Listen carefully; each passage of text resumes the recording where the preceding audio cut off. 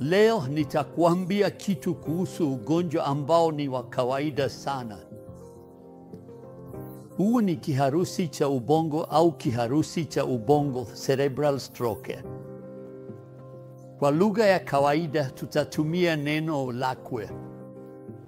Mwanzoni kabisa, kiharusi cha ubongo ni nini?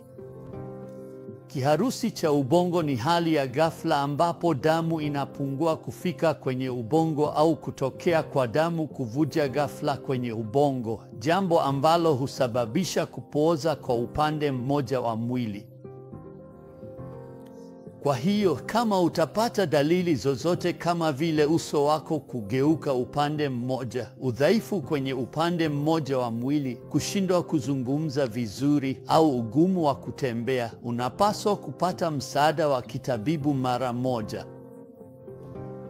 Tuna tiba inayoitwa tiba ya thrombolytic ambayo ni tiba ya kuvunja damu iliyoganda, na hapo awali ilikuwa inatolewa ndani ya saa 45, lakini sasa tunaweza kutoa hadi saa 24.